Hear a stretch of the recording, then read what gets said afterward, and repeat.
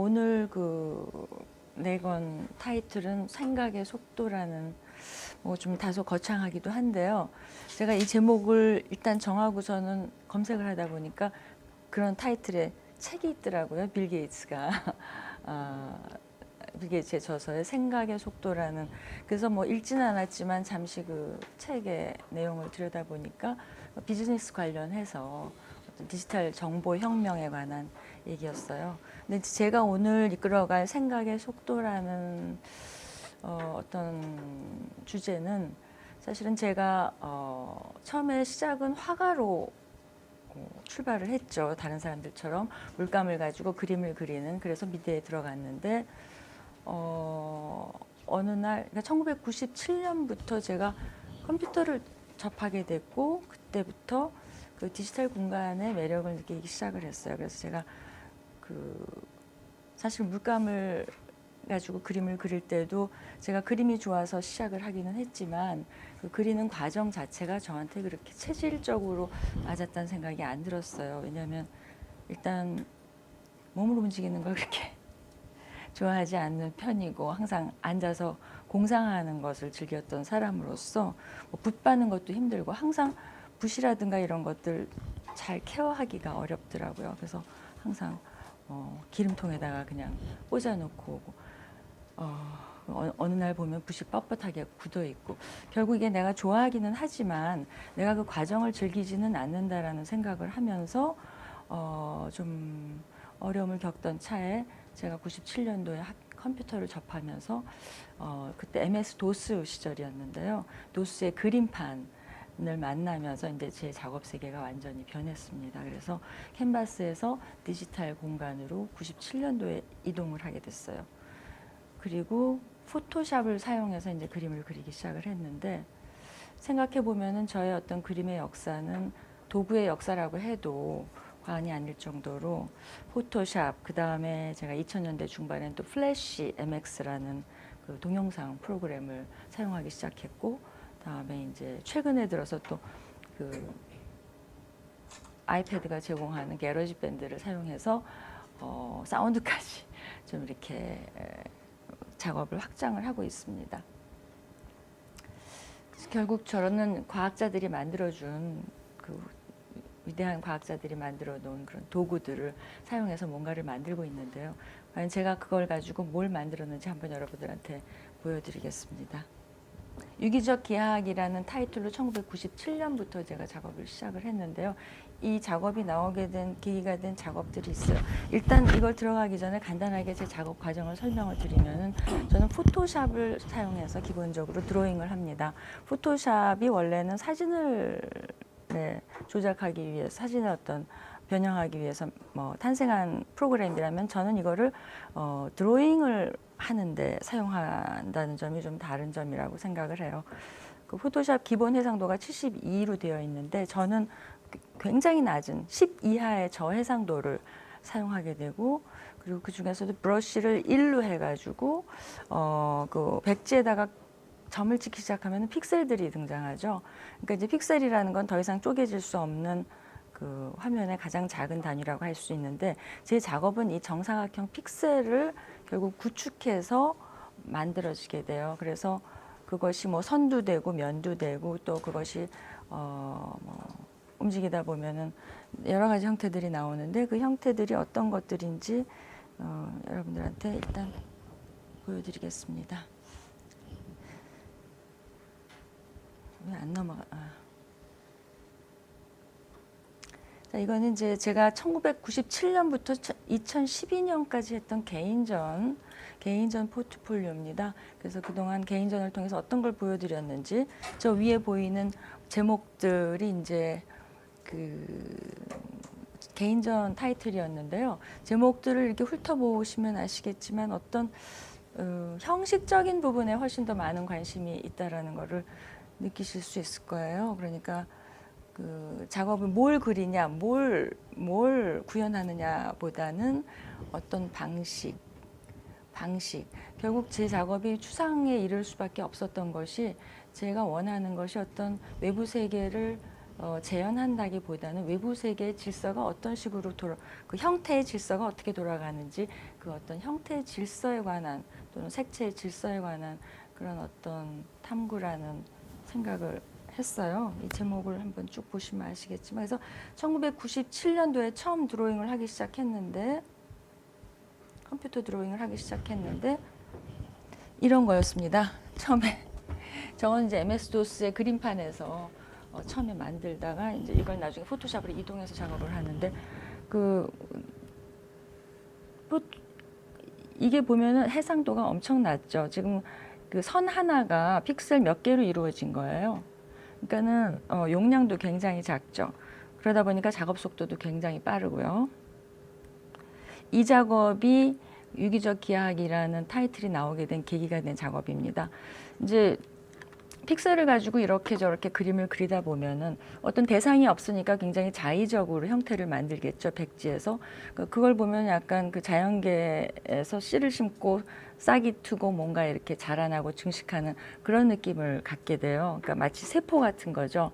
픽셀 하나가. 그래서 그 세포들이 모여가지고 뭔가를 계속 증식시켜 나가는데 그리다 보니까 아무래도 사각형이니까 건축적인 형태들이 등장할 수밖에 없죠. 그래서 맨 처음에 그린 게 창문 모양이었어요.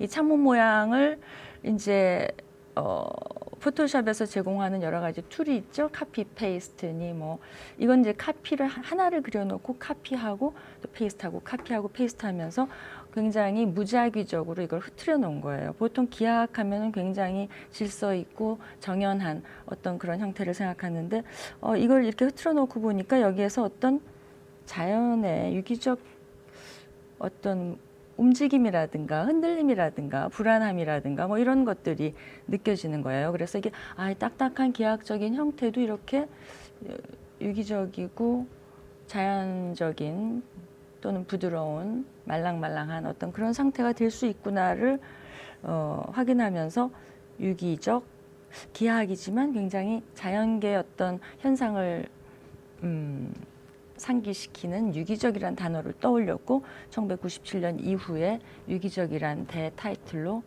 여러 가지 프로젝트를 지금까지 진행을 해오고 있습니다. 사실 유기적이란 단어와 기하학이란 단어는 굉장히 이율배반적인 지점이 있죠. 그러니까 자연과 기하는 인공과 자연, 뭐 자연과 또 기계 문명 뭐 이런 여러 가지 그 대치되는 개념들을 연상시키는데 저는 이렇게 양립하기 어려운 두 가지가 같이 있는 상태를 결국은 추구하는 거였더라고요. 그러니까 제가 이 딱딱한 기하학적 형태들이 이런 식으로 흐트러지는 걸 보면서 이게 두 가지가 하나의 공간에서 같이 보여줄 수 있구나 이런 생각을 했던 것 같아요.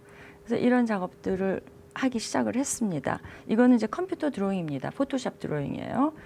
자, 이 포토샵 드로잉을 가지고 이제 결국은 이제 전시를 하거나 그럴 때 그러면 어떤 식으로 이거를 구현해야 될 것인가, 어떤 서포트를 찾아야 되겠죠. 그 드로잉이 이제 앉혀질 그 드로잉에 몸을 부여할 어떤 그런 물질들을 찾게 되는데 저는 맨 처음에 한 것이 이게 하드보드에다가 실크 스크린으로 저 형상들을 하고 액자를 제가 만들어서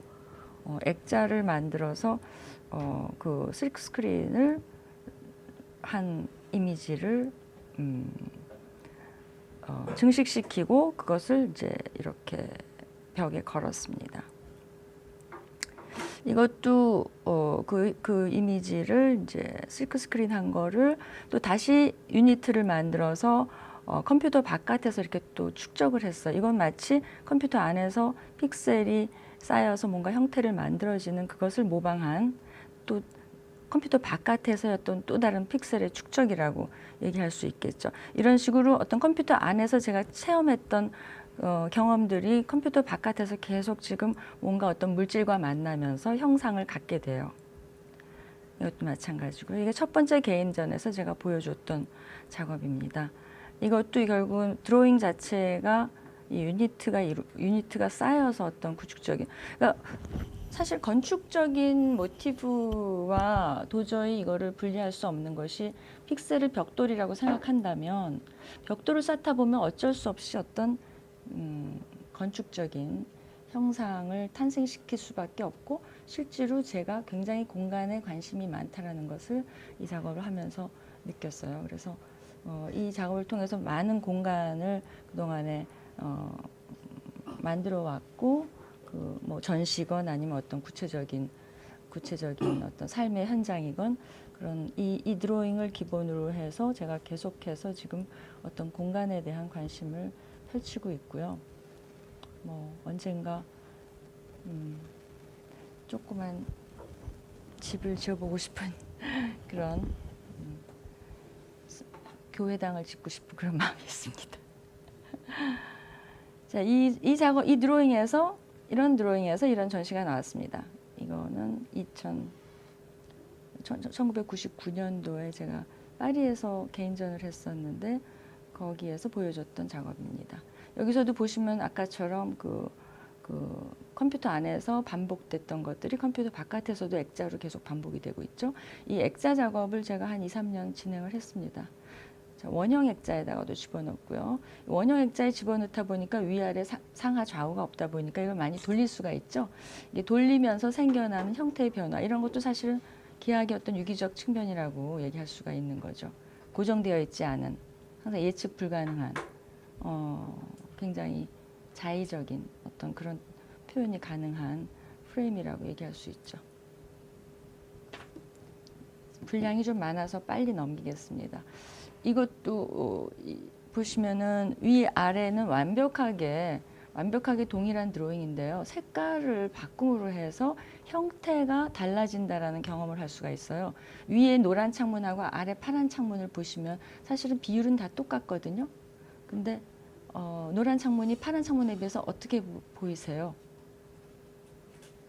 훨씬 더 말랑말랑해 보이지 않으시나요? 그렇죠. 그리고 또 흩어져 보이죠. 이게 이제 일종의 색채가 형태에 미치는 영향에 관한 거죠. 이런 거를 제가 이 드로잉을 하면서 느낀 거예요. 그래서 이것 역시 딱딱한 기하학을 되게 자연스럽고 말랑말랑하게 만들 수 있는 어떤 하나의 색채가 굉장히 중요한 기제가 될 수 있다라는 생각을 하면서 색채를 활용을 하기 시작을 했죠. 그 밑에 작업도 보면은 픽셀이 하나씩 점점 튀어나오죠. 평면이면서 동시에 입체적인 느낌을 갖는 그런 어떤 아이러니를 갖는 형태라고 그러죠. 이게 실제로는 납작하거든요. 근데 멀리서 보면은 뭐 3개의 레이어가 있어 보이죠. 이게 전시 광경이고요.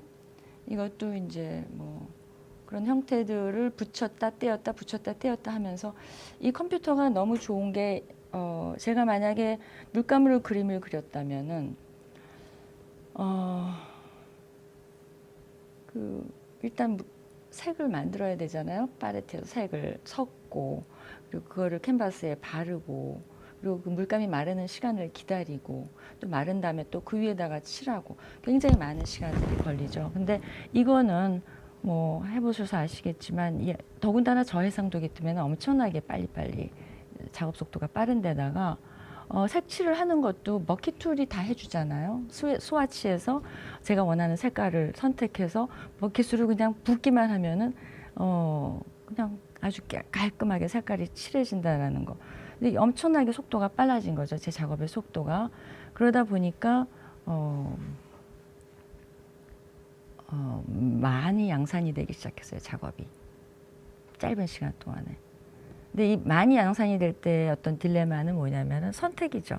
너무나 많기 때문에 여기서 무엇이 옳은 형태인가, 무엇이 내가 원하는 것인가 선택하는 게 굉장히 어려워지더라고요. 그래서 이게 반대의 어떤 어려움을 갖게 되는 작업이라고 얘기할 수 있어요. 하여튼 이 빠른 속도에 굉장히 심취해서 제가 굉장히 다양한 작업들을 했고요. 지금도 사실은 워드가 없으면 제가 어떻게 글을 쓸까 하는 생각을 하죠. 옛날에 다 손으로 쓰던 시절에. 근데 지금은 제 생각의 속도를 도저히 제가 따라갈 수가 없더라고요. 손글씨가. 그래서 이 기계라는 것이 인간의 어떤 사고에 미치는 영향 같은 것들을 제가 절실하게 느꼈습니다. 제가 100m 달리기를 아주 못하거든요.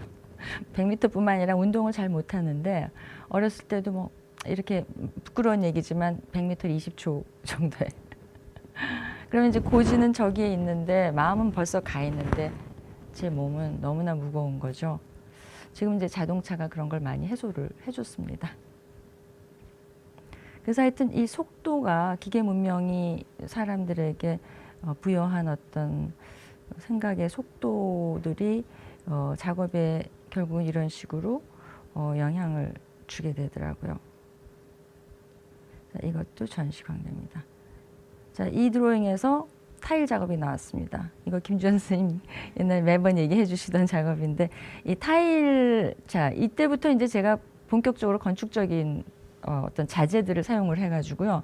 공간에 대한 관심을 더 구체적으로 드러내기 시작했습니다. 그래서 그 드로잉을 활용해서 이런 타일을 제작하고 타일로 벽을 만들었고요. 이렇게 바닥에다가 타일을 깔아서 어떤 건축 공간을 암시하는 그런 작업을 했습니다. 실제로 이 작업을 하고 나서 타일 작업을 하나 하게 됐어요. 전시를 보고 누군가가 타일 작업을 의뢰를 해서 수영장 타일을 제가 한번 한 적이 있습니다. 어디요? 저기 분당에 있는 어떤 무슨 저기 오피스텔 실내에 있는, 네. 근데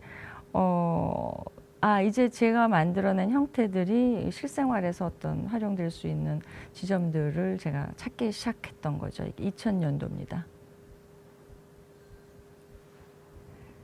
자, 이거는 제가 2003년도에 어떤 평론가이자 시인인 사람이랑 책을 한 권을 만들었어요. 소위 아티스트북이라는 형태의, 아티스트북이라는 거는 그 아티스트의 책이죠. 쉽게 말하면. 그래서 이거는 어떤 뭘 담는 카탈로그나 이런 아카이브라기보다는 그 책 자체가 하나의 매체로서 작가의 생각을 담을 수 있는 어떤 그런 작품으로서의 책이라고 얘기할 수 있는데요. 그 책을 그 평론가랑 협업을 하면서 그 메리 슈압스키라는 미국 평론가였습니다. 그 평론가와 이런 책을 만들었어요. 웨이즈라는 타이틀 보이시나요? 네. 안에 보면 이렇게 돼 있습니다. 그분이 이제 14행의 소네트를 14개를 써서 그걸 저한테 주시고 제가 그 시를 일러스트레이션 하는 게 저의 어떤 미션이었는데 그 일러스트레이션을 제가 뭘로 했냐면은 페이지 넘버링으로 했습니다. 이렇게 1, 2, 3, 4, 5, 6, 7, 8에서 24페이지죠. 그리고 그 다음부터는 마이너스 1, 마이너스 2, 마이너스 3, 마이너스 4에서 마이너스 24페이지를 만들었어요. 그러니까 좌측은 마이너스, 그래서 일종의 플립북 형태로 이렇게 보시면 오른쪽은 계속 숫자가 늘어나고 왼쪽은 점점 숫자가 사라지는. 근데 문제는 이 시의 내용이 바로 그 페이지에 관한 거였어요. 페이지 left intentionally blank, 일부러 비워둔 왼쪽 페이지라는 그 시의 한 행이 계속 14회를 반복하면서 올라가서 마지막에는 그 행이 사라져 버리는 그런 어떤 시였는데 굉장히 형식주의자예요. 이 시인조차도 사실은 이 내용에 대해서 얘기하려면 너무 길어서 내용은 생략을 하고요. 하여튼 이런 어떤 그의 형식, 소네트라는 시 형식을 선택한 것만 해도 굉장히 어떻게 보면 기하학적이고 인공적인 사고를 하시는 분이죠. 거기에 제가 이제 그거에 호응해서 이런 일러스트레이션을 해서 두 사람의 협업으로 이 책이 나왔습니다. 자, 이거는 2004년도에 복선을 넘어서라는 전시에서 보여줬던 건데요. 자, 이제 이거 지금 보시는 거는 레디메이드 스컬프처라는 작업인데 기존의 기하학적 어떤 건물의 한 부분을 제가 선택을 해서 색칠을 하고 이걸 조각이라고 제가 이제 주장을 하는 거죠. 뭐 사실 미니멀 조각에서 보시면은 도널드 저드나 뭐 이런 작가들 보시면은 굉장히 이게 조각인가 싶을 정도의 뭐 상자 모양의 그런 많죠. 뭐 전 물론 거기에 대한 오마주이기도 하고요. 이게 중요한 건 이게 평상시에 우리가 그냥 건축의 한 일부라고 생각했던 부분들을 색을 칠함으로 해서 마치 투명 인간한테 물감을 씌우면은 안 보이던 게 보이잖아요. 그런 것처럼 이 부분이 굉장히 미학적으로 제시할 만하다 싶으면, 그래서 이거는 국제 갤러리의 그 엘리베이터 박스였어요. 그 박스를 제가 이 자주색으로 칠해서 이거를 스컬프처로 제시를 했습니다. 조각을 한 거죠. 여기 조각가 계시지만 제가 원래 화가 출신인데 재밌는 거는 페인팅을 하면서 조각을 한다는 거죠. 페인팅을 통해서 조각을 한다는 거, 이런 것들이 굉장히 재밌었던 것 같아요. 자, 이것도 벽화고요. 자, 빨리 넘기겠습니다. 2006년도에 2006년도에 대구에서 했던 개인전입니다. 보시면 이제 형태가 좀 이렇게 불완전해 보일 거예요. 뭔가 제가 이렇게 구성한 작업이 아니라 옛날에 있던 작업들을 잘라낸 거예요.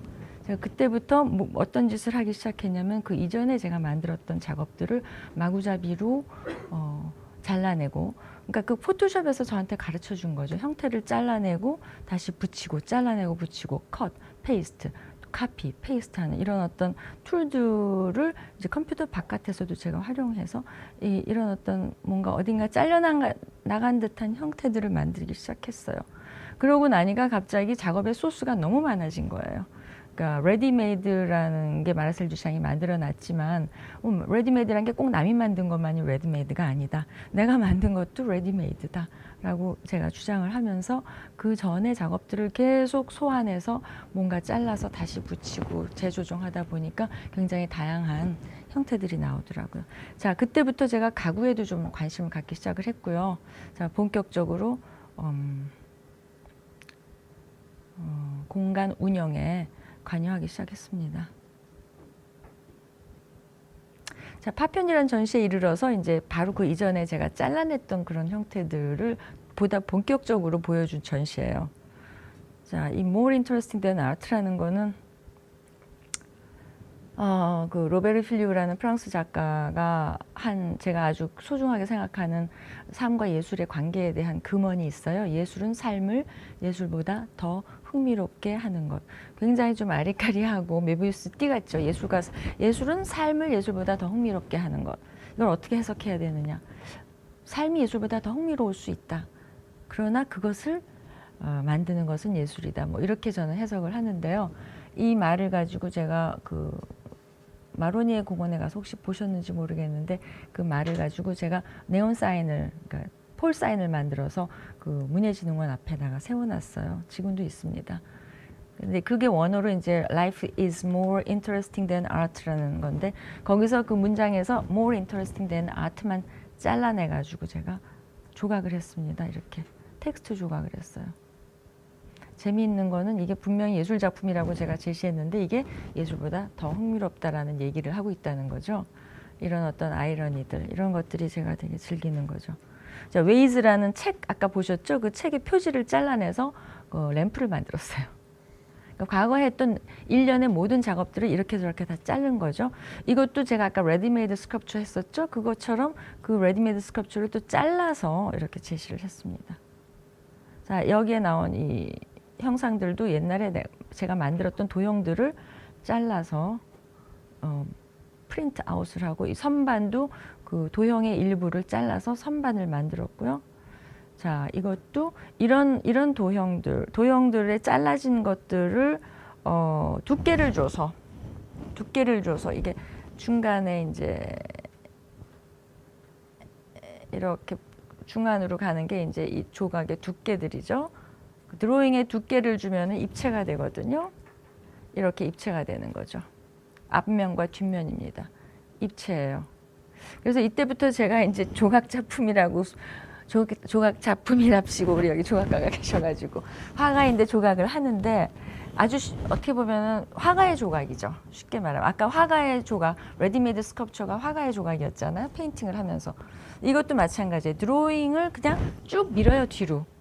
3차원으로 쭉 밀면은 그게 입체가 되는 거죠. 예를 들면 사각형을 뒤로 쭉 밀면은 뭐가 돼요? 길게 밀면은 각 파이프가 되겠죠. 동그라미를 뒤로 쭉 밀면은 원 파이프가 되겠죠. 그런 것처럼 제가 그린 도형을 쭉 밀면은 그 형태의 입체가 나오는 거죠. 그래서 이런 형태가 나오는 거죠. 그래서 이거를 이제 그 당시에는 부조처럼 벽에다가 붙였습니다. 이걸 보면은 이제 상상할 수, 저런 모양의 집이 불가능하지는 않겠다. 저게 뭐 스케일이 커지면 저런 공간을 전혀 예상치 못한 공간들을 만들 수도 있겠다. 제 목소리가 너무 그냥 부드러워서 그런지 약간 졸리신 것 같아요. 괜찮으세요?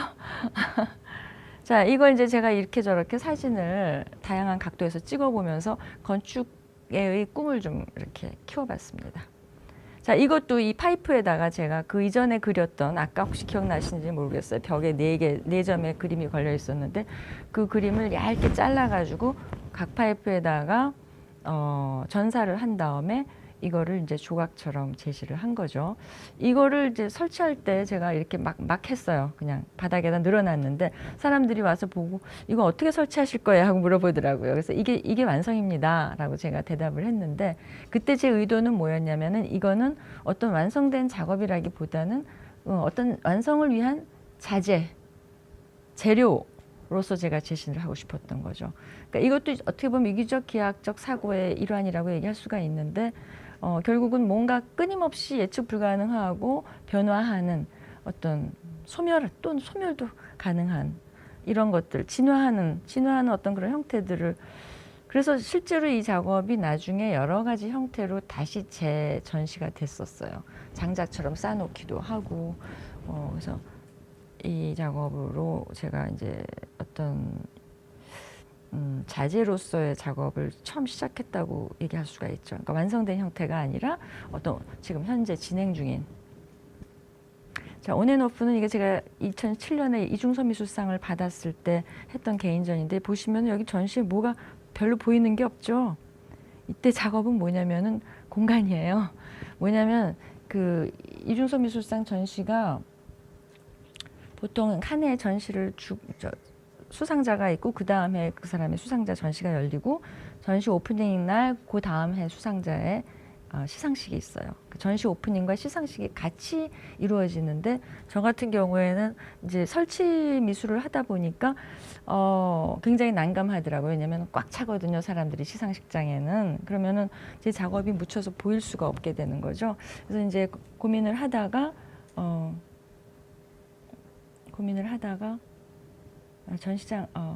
시상식장을 만들자.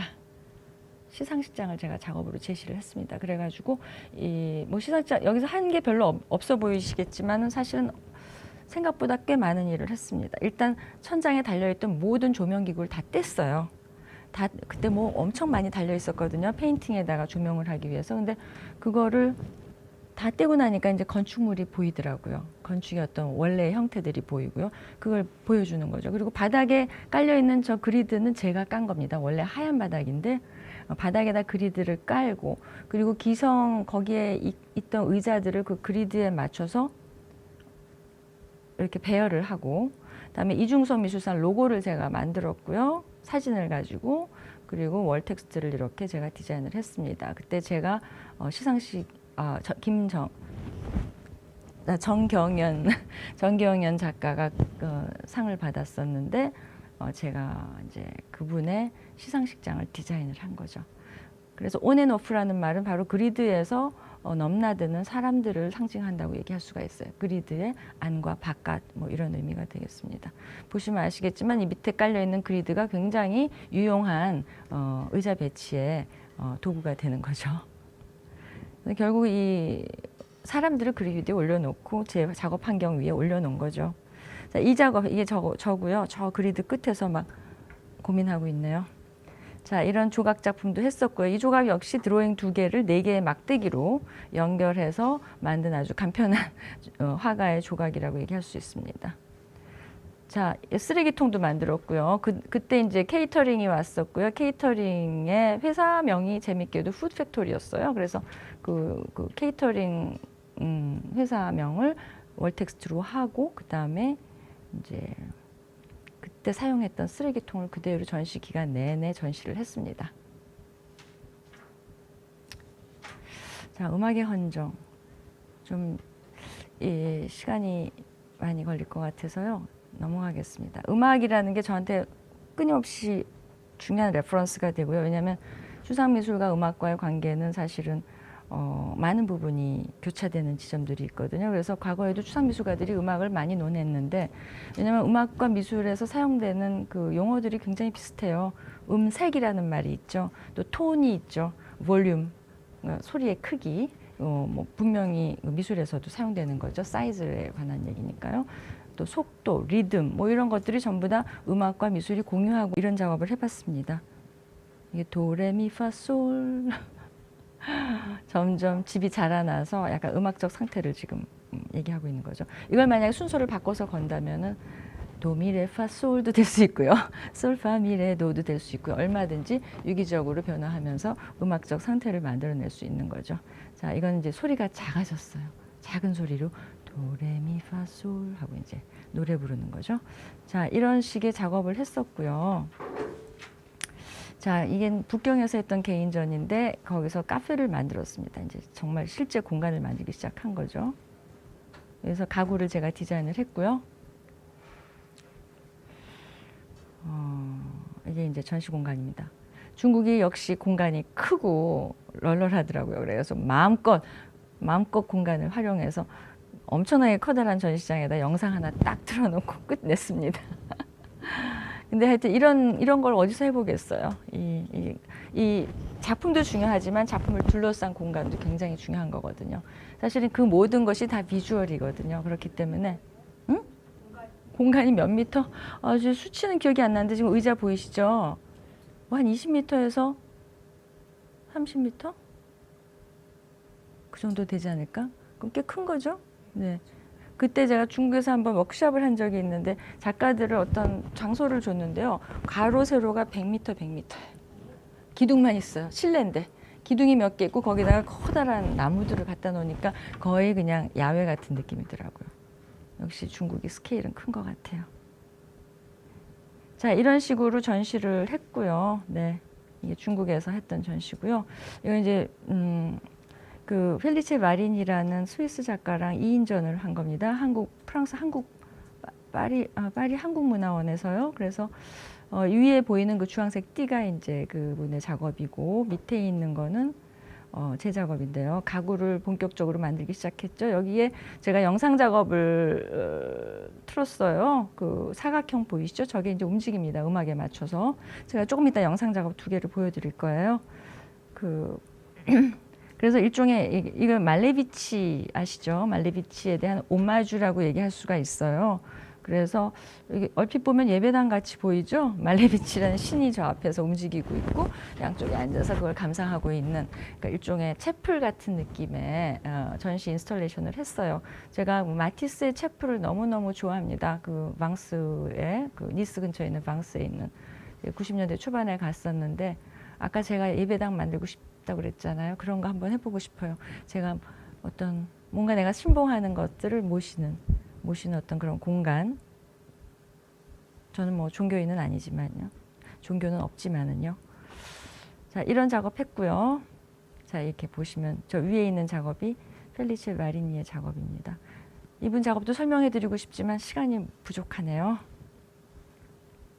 광장사각. 이게 이제 1912년에 제가 아틀리에 에르메스에서 했던 전시로서 그동안의 제 생각들을 총체적으로 다 쏟아부어서 진정한 하나의 광장을 만든 거죠. 사실 그리드라는 환경 자체가 그렇게 얘기를 하죠. 중심도 없고 위계도 없다. 어떤 하이어라키가 없는 공간이죠. 사방팔방으로 뻗어나가고 어디가 위고 어디가 아래인지. 그런 하이어라키가 없는 광장이라는 것이 원래 만인 만물이 모이는 곳이잖아요. 그런 면에서 항상 장소에 대한 관심이 있었고 뭔가 다양한 사람들이 모일 수 있는 어떤 그러한 공간을 꿈을 꿨는데 그게 이제 기회가 왔던 거죠. 이 아틀리에 에르메스라는 장소는 그동안에 제가 쭉 화이트 큐브에서 했었는데 다 창문으로 돼 있어요. 그래서 빛이 하루 종일 들어오고요. 그러다 보니까 뭔가 빛이 있고 또 창문을 열어놓으면 바람도 들어올 수 있어요. 아, 이때가 광장을 만들 때다 이렇게 생각을 해가지고 했습니다. 이 서브웨이라는 간판은 이게 원래는 계단인데요. 계단으로 내려가는 저 밑으로 내려가면 에르메스 명품관이 있어요. 그 샵이 있는데 그걸 마치 서브웨이 인양 하면서 서브웨이 입구인 양 하면서 이제 거기다가 간판 하나 붙였고요. 여기 그린 에어리어도 있고요. 그러니까 녹지가 있음직하잖아요. 광장에 그리드에 이렇게 배열을 했습니다. 이제 이거는 말나무 동서남북을 가리키는 나침반이기도 하고요. 그러면서 동시에 가로등이기도 합니다. 이거는 이제 바닥에 깔린 보도블록이에요. 보도블록 디자인인데 실제로 보도블록을 깔기는 너무나 비용도 그렇고 여러 가지 그래서 이렇게 스티커로 제가 보도블록을 상징하는 작업을 했습니다. 진짜 이거는 다용도 테이블이라고요. 이거를 360도 회전하면 이렇게 다양한 형태들이 나와요. 360도 회전하다 보면은 사용 가능한 형태가 나오고요. 어떤 때 사용 불가능한 형태가 나와요. 그럼 사용 가능한 형태는 저는 가구라고 부르고 사용 불가능한 형태는 조각이라고 불렀어요. 그때. 그래서 이제 보시면은 몇 개 보이시죠? 테이블 같이 쓸 수도 있고 또는 저렇게. 자. 이제 이때부터 사람 형상이 등장하기 시작하네요. 픽토그램을 제가 만들었거든요. 이 픽토그램으로 화장실 사인을 만들었습니다. 제 형태는 이제 어디든지 갈 수 있는 거죠. 일상용품의 어떤 디자인의 삶의 어떤 곳곳에 제 작업을 적용할 수 있는 어떤 그런 기회였어요. 이 작업이. 자, 출입 금지 표지판, 그다음에 흡연구역 표지판. 뭐 이런 표지판도 만들었고 이 속에 그린 그림은 제가 아니고요. 저희 그 젊은 작가입니다. 박광수라는 작가가 제가 의뢰를 해가지고 협업을 한 거죠. 자, 광장이니까 사람들을 초대한 거죠. 네, 잿더리도 만들었어요. 제가 애연가고 애주가거든요. 그래가지고 이렇게. 자, 이거는 바 간판이고요. 거기에 이런 조그만 공간이 있어서 바도 만들었습니다. 거기에서 또 젊은 심내정이라는 작가를 초대해서 영상 작업도 보여줬습니다. 일종의 영상 바로 제공을 한 거죠. 그래서 광장사각이란 전시가 끝났고요. 여기서 이제 제가 존경하는 말레비치와 몬드리안의 어떤 기성 작업을 제가 가져와서 저기 오른쪽에 보면은 네, 이거 보시면 아시겠지만 디지털로 제가 프린트를 했습니다. 그대로 가져온 게 아니라 제 형식으로 그거를 조정을 했어요. 완전히 픽셀이 딱딱 맞는, 각이 딱 맞는 말레비치와 몬드리안을 제가 컴퓨터에서 조정을 해서 바에는 뭐 그림이 한 점쯤 걸려 있음직하잖아요. 그래서 이제 제 그림으로 바를 장식을 했습니다. 여기까지가 2012년도에 제 작업이고요. 지금부터 영상 2편을 보여드릴 텐데요. 여기는 음악이 있어요. 그리고 제가 아까도 얘기했지만 음악적 레퍼런스가 저한테 많은 영감을 주는데요. 제가 2003년도에 처음으로 플래시 MX를 사용하기 시작했어요. 영상 프로그램이죠. 그러니까 애니메이션 프로그램이죠. 사실 디즈니 시대에는 전부 다 스톱모션으로 그림 한 장 한 장 다 그려가지고 그걸 다 모았으니까 엄청난 레이버가 필요한 작업인 반면에 플래시는 굉장히 간단한 게 여기 사각형이 하나 있고 이 사각형을 이쪽으로 옮기고 싶으면은 위치만 정해주고 그냥 딱 연결시키면 여기 있는 게 이렇게 이동을 하거든요. 굉장히 빠른 거죠. 그러니까 하나하나 다 그리지 않아도 제가 원하는 어떤 무빙을 할 수 있는 그런 프로그램을 만나면서 또 저에게는 새로운 세계가 열렸습니다. 그래서 움직이는 그림, 제 도형을 제가 좋아하는 음악에 맞춰서 안무라고 표현을 해요. 저는. 춤을 추는 거죠. 그 도형들이 제가 좋아하는 음악에 맞춰서. 그래서 2003년도에 더 센티멘탈 시리즈를 시작을 했고요. 9편으로 마감을 했습니다. 2016년에. 그러니까 2003년부터 2016년까지 한 13년간 9편의 그 애니메이션 더 센티멘탈 시리즈를 만들었고요. 왜 센티멘탈이냐? 제가 센티멘탈한 음악을 굉장히 좋아하고요. 약간 메이저보다는 마이너를 많이 좋아해요. 장조보다는 좀 슬픈 음조 이런 것들이 저한테 정서적으로 잘 맞더라고요. 그래서 일단 그 센티멘탈한 어떤 것이라는 타이틀로 9개의 연작을 했습니다. 왜 9개냐? 베토벤의 9개의 교향곡을 생각했습니다. 자, 그럼 보여드릴게요.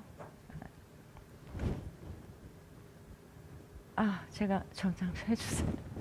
첫 번째 거는 2004년도에 만들었던 센티멘탈 3번이고요. 요한 세바스티안 바하의 심포니아 11번에 맞춰서 한 3분 정도입니다. 그리고 그 다음에 보여드릴 거는 센티멘탈 5번인데요. 장 필립 라모라고 바로크, 프렌치 바로크죠. 그 라모의 사라방드라는 춤곡을 제가 편곡해서 또 안무를 했습니다. 2분 정도 돼요. 다 합해서 한 5분. 조금 키워주실래요? 불 좀 끌까요? 네.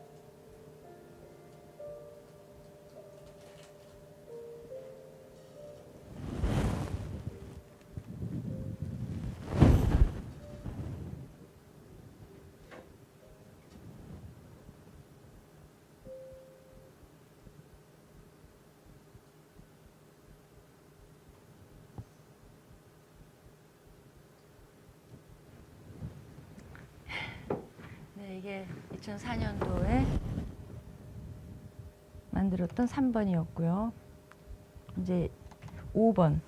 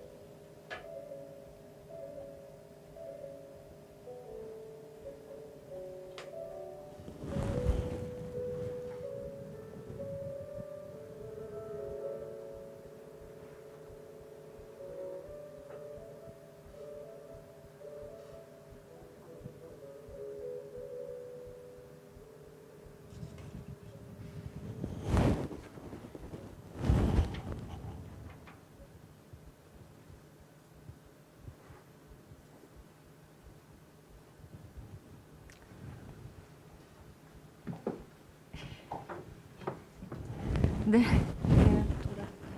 네네네. 기름이 끄셔도 돼요. 네, 끌까요? 아니, 이것만 켜놓으세요. 아, 이거 말레리 지금 몸들이 한 거예요. 전체 화면으로.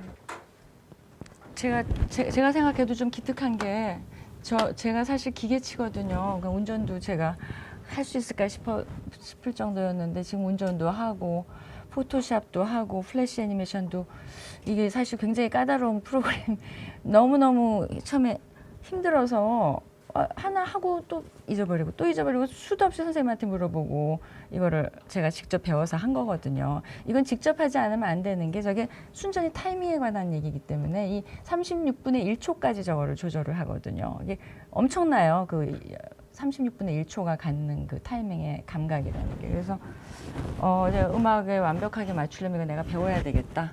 그래가지고 했는데 그게 정말 제 자신이 스스로 기특하고요. 최근에는 제가 게러지 밴드까지 지금 해가지고 뭐 작곡 한답시고 제가 또 이렇게 작곡이라기보다 소리 내기죠. 그래가지고 이 세 개의 지금 어떤 툴들을 제가 사용을 하고 있는데요.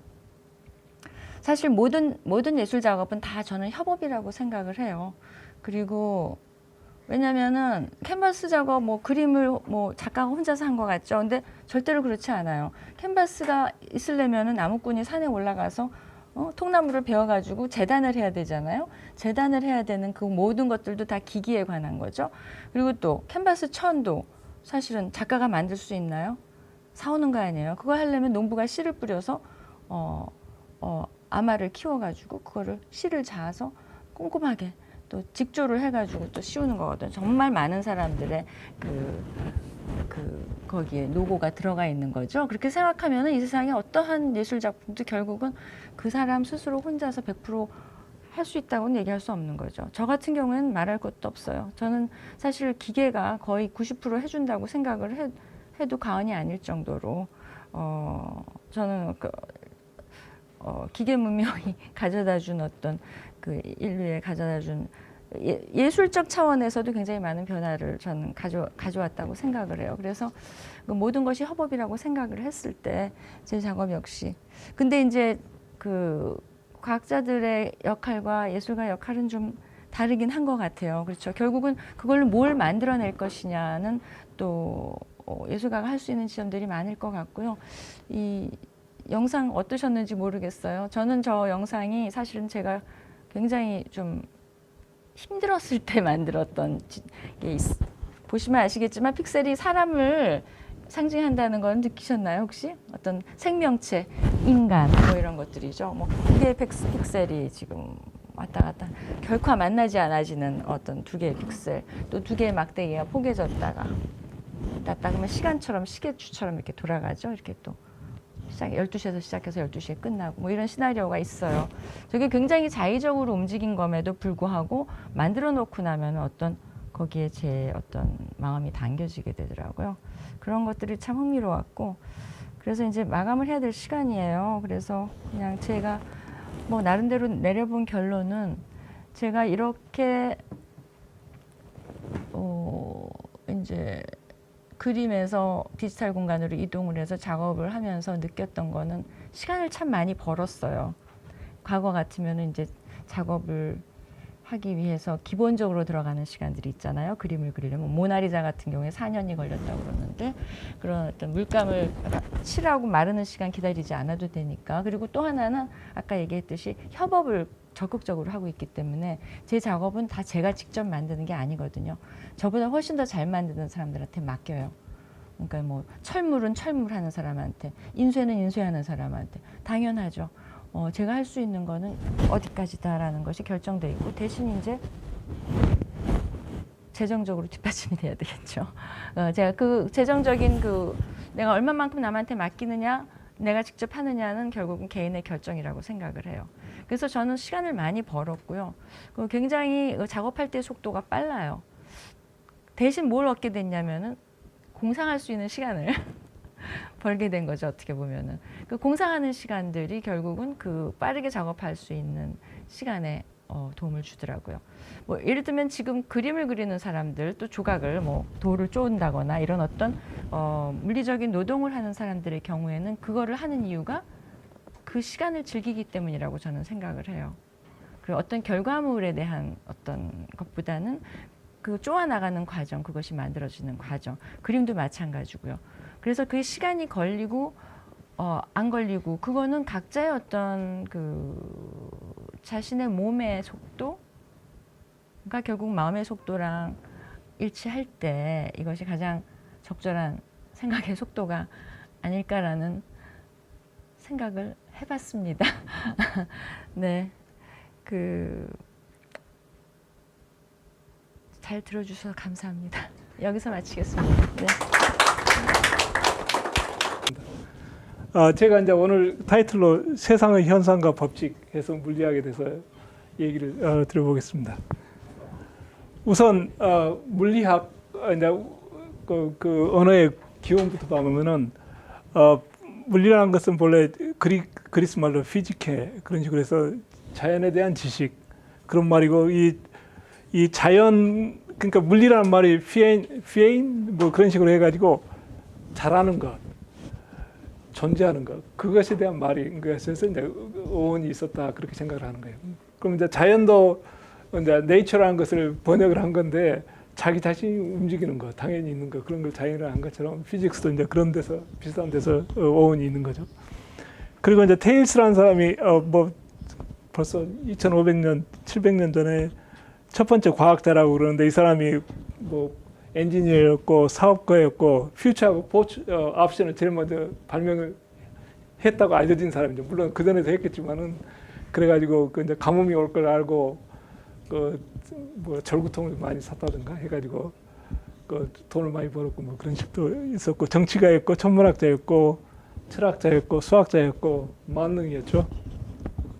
그런데 이제 이 사람도 세상을 보는 아이디어들이 여러 가지가 있었는데 그 중에 하나는 이 세상의 원리에 대해서 세상은 물로 만들어졌다 그런 의견을 가지고 있었어요.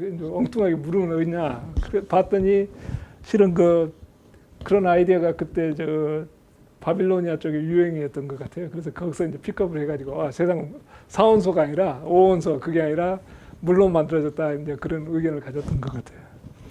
뭐 근데 이제 그 근원이 다 잊어버린 거고 실은 이 사람이 또 제일 먼저 말한 것 중에 하나가 너 자신을 알아라. 우리 소크라테스라고 하는 건데 소크라테스가 발명한 게 아니고 이 사람이 있었다고 했는데 이 사람이 발명한 것도 아니고 저 나일강 어디 그 신전에 가면 첫 번째 문에는 신은 뭐 마음속에 있다. 두 번째 가면 너 자신을 알아라. 그런 문장이 써져 있대요. 그러니까 이제 그런 뭐 배터리 상태가 좋습니다. 그것도 했던 것 같아요. 그래서 이제 그 뒤로 이제 사이언스가 발견되고 수학도 발견되고 실은 그 메소포타미아에 영향이 있었을 텐데 그 기억들은 거의 없어졌다고 생각하고 있습니다.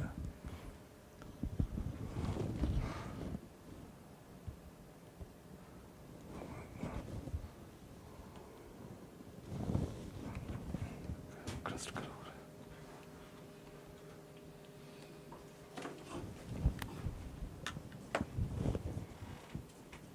그래서 제가 먼저 파일을 꺼내서 해봐야 할 것 같아요.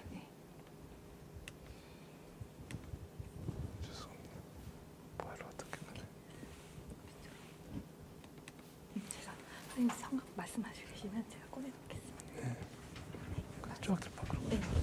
그래서 이제 제가 오늘 말씀드리고 싶은 것은 이 물리학이 세상을 어떻게 보고 그다음에 물리학자들이 세상에 대한 그 그림들이 뭔가에 대해서 얘기를 드리겠습니다. 그래서 이제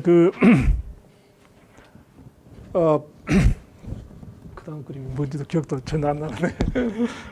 이 이론에 대해서 제가 이제 얘기를 할 건데 두 번째는 이 물리학이랑 이론이라는 것은 우리 이제 한자말로 theory를 번역을 한 건데 이치를 논한다 그런 식으로 되어 있는데 실은 theory란 말은 전혀 다른 말이에요. theory란 것은 그리스 말로 다시 보면은 마음속에 그림을 그린다 그런 거예요. 그러니까 theater하고 관련된 말이고 그래서 이제 우리는 완전히 번지수를 내가 볼 때는 놓친 것 같아. 뭔가 논쟁을 하고 이치가 있고 뭐 그런 식으로 하는 건 전혀 그 누가 의견을 가지고 그거랑 아무 관계 없는 거고 일어나고 theory라는 것은 세상에 대해서 어떤 그림을 그리는 그런 과정인 것 같아요. 그래서 이제 피타고라스는 뭐 이제 훨씬 더 팬시하게 말을 했는데 이 현대는 제가 생각하는 이론이라는 건 뭐냐면 세상이 어떻게 작용하는가에 대한 그림 그리고 그 그림을 통해서 커다란 이해를 제공한다. 이해가 빠졌네. 이해를 제공하는 어떤 그림을 theory라고 생각합니다. 그래서 이제 제 강아지가 있는데 강아지도 세상 걸 다 보고 제가 보는 것보다 훨씬 더 많이 듣는데 이놈 그림이 조금 부족해. 그 차이인 것 같아요. 그 뭐 인공지능 우리가 다 저는 인공지능이라고 생각하는데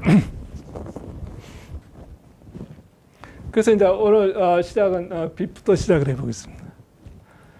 빛은 이제 여러 가지 성격이 있는데 아마 가장 놀라운 것 중에 하나는 빛 속도가 유한하다는 거예요. 그래서 이제 유한하다, 무한하다 열심히 싸웠는데 원래 로머라는 사람이 이 목성에 위성이 있고 그 위성이 뺑뺑 돌아가는 것을 측정을 하는데 지구가 위성에서 멀어질 때하고 지구가 있을 때 가까울 때하고 그 차이가 시간 차이가 나는 거예요. 그 위성이 돌아가는 속도가. 그래서 그걸 설명하는 걸로 위성에서 지구까지 오는 빛 속도가 유한하고 여기 멀어질 때는 거리가 멀어지니까 시간이 오래 걸리고 가까이 갈 때는 시간이 더 거리가 짧아지니까 시간이 짧아지고 그래서 이제 그 아이디어를 냈는데 자기 그 보스가 하고 그 멘토가 억셉트를 안 해가지고 이제 물리 그만두고 덴마크에 가가지고 이제 사회 기여를 하고 시장도 하고 뭐 폴리스 헤드도 하고 뭐 다 그런 걸 했죠. 근데 이제 이 사람이 처음으로 빛 속도를 측정을 한 거예요. 그런데 가장 놀라웠던 것 중에 하나는 빛 속도가 이 지구를 1초보다 더 짧게 물론 우리는 7바퀴 반 돌아가는 거 알지만 그 정도로 빠르다는 걸 이 사람이 처음으로 본 거예요. 그 전까지는 무한든지 유한든지를 몰랐던 거예요. 그래서 처음으로 유한한 거였고 이 사람 측정한 걸로 보면은 태양에서 지구까지 오는 빛이 11분 걸린다고 그렇게 되어 있는데 지금 이제 관측으로 한 8분 20이 그러니까 이제 이 관측에 약간의 그 에러가 있었던 거죠. 그래서 이제 이 사람이 제일 먼저 찾은 게 어떤 이 우주에 대한 새로운 상수를 찾은 거예요. 변하지 않는 상수가 빛 속도인데 이 숫자로 줘 있는데 옛날엔 측정을 했지만 지금 이게 정의예요. 미터하고 세컨에 대한 데피니션이 빛 속도는 이렇게 주어진다는 게 주어져 있는 거예요. 그것 가지고 미터도 결정하고 세컨도 결정하는 거예요.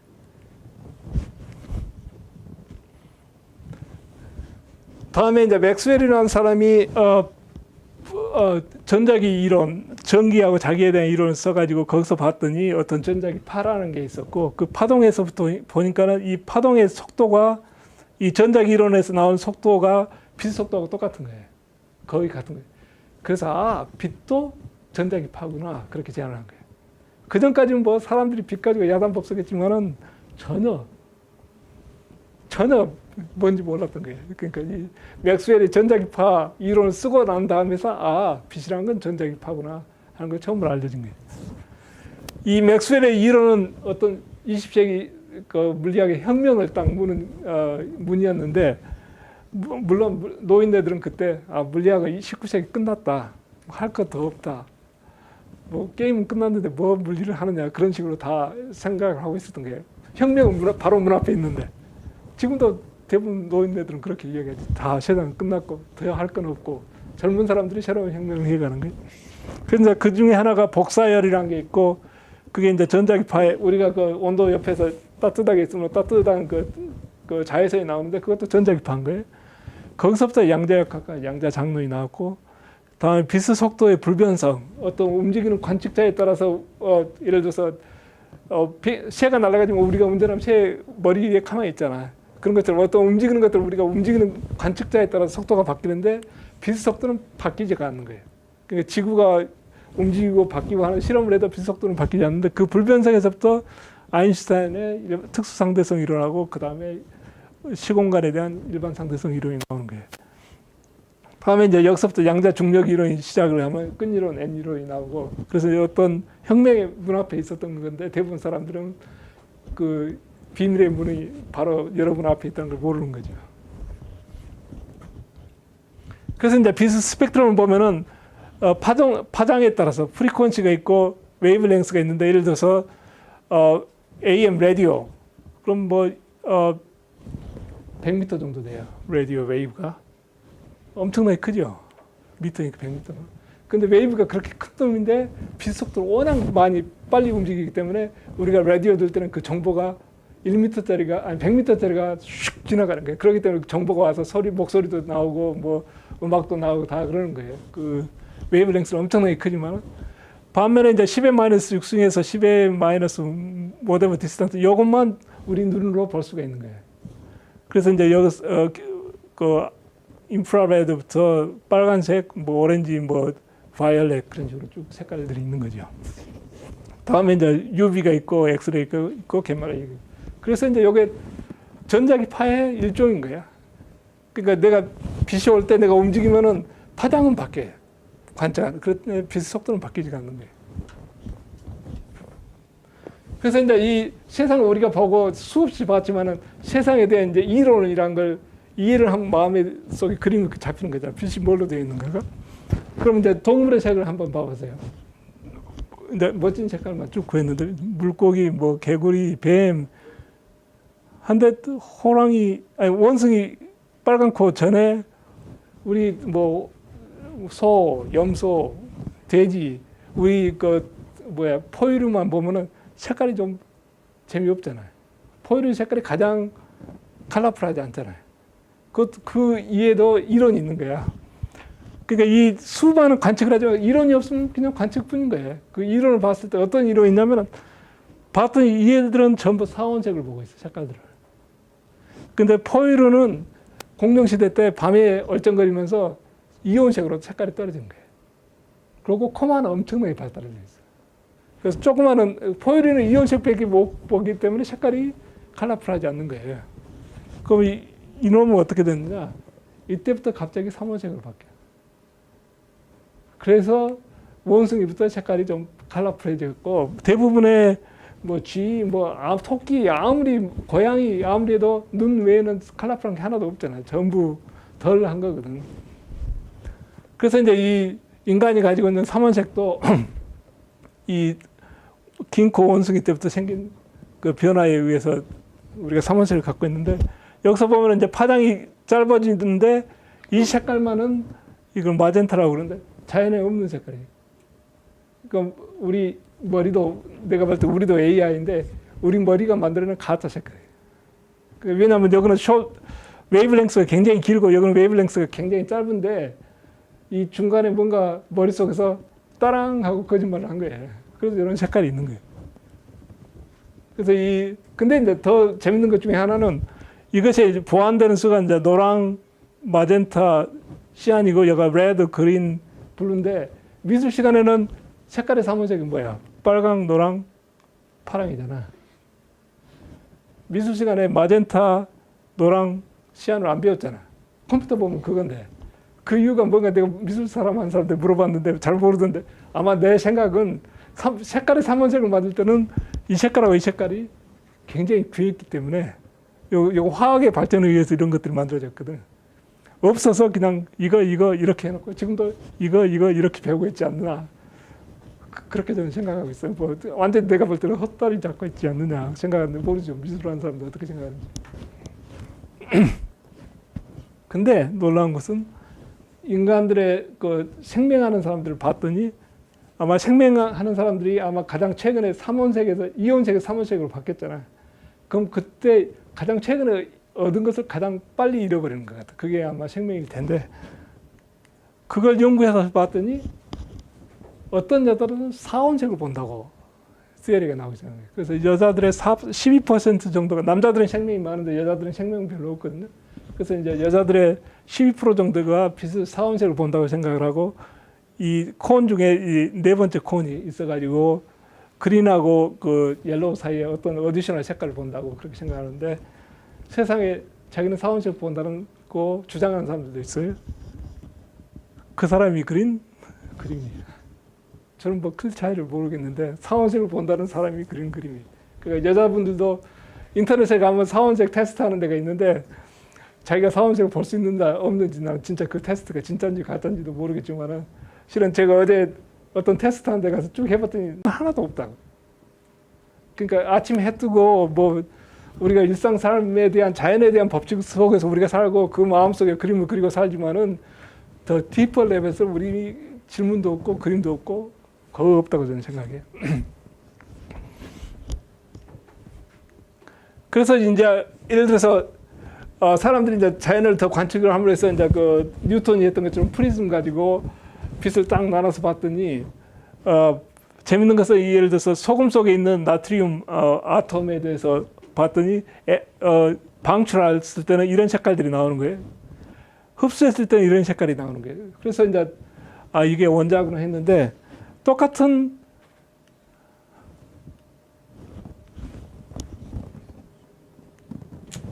이 바다에 있는 소금이나 아니면 태양에 있는 소금이나 그 나트륨 아톰들을 똑같이 봤더니 이 스펙트럼이 똑같은 거예요. 그래서 이제 그 전까지는 세상에 지구에 있는 물질하고 태양에 있는 물질하고 같을 이유가 하나도 없잖아. 근데 이 나트륨이 태양에 있는 나트륨이나 지구에 있는 나트륨이 똑같은 거야. 그 주기율표가 나오고 그럼으로 해서 이 세상은 원자로 만들어졌고 원자가 뭐 118개인가 지금 발견돼 있는데 그것들로 다 만들어져 있고 모든 그 원자들이 똑같구나 하는 걸 찾은 거예요. 그래서 이제 사람들이 질문하기를 아니 원자가 118개 엄청나게 많잖아.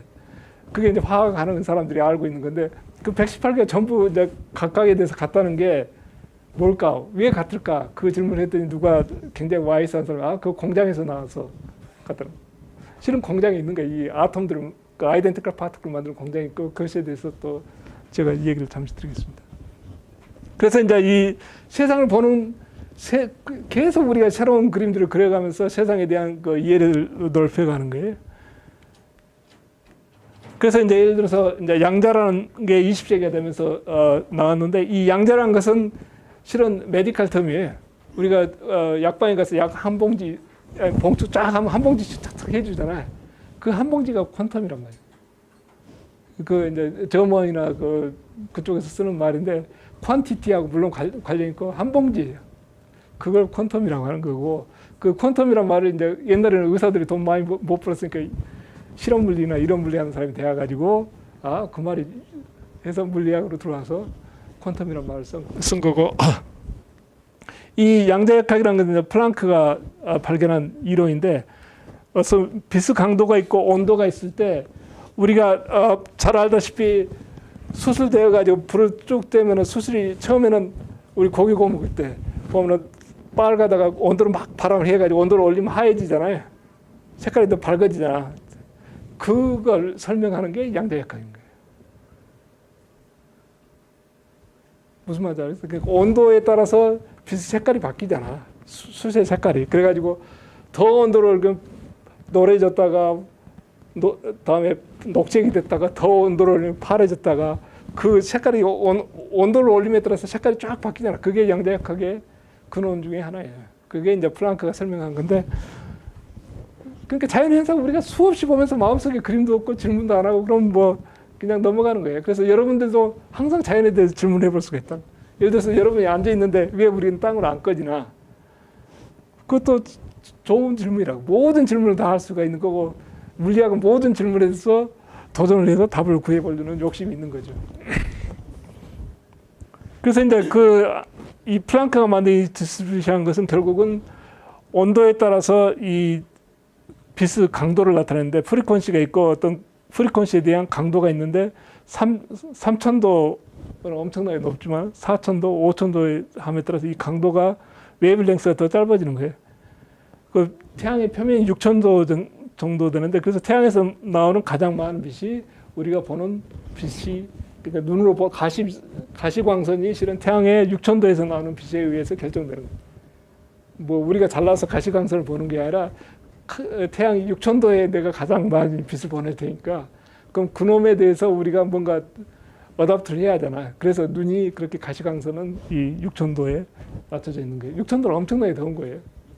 그러니까 그 6000도에 우리가 가면 다 우리 몸은 녹지만은, 그래서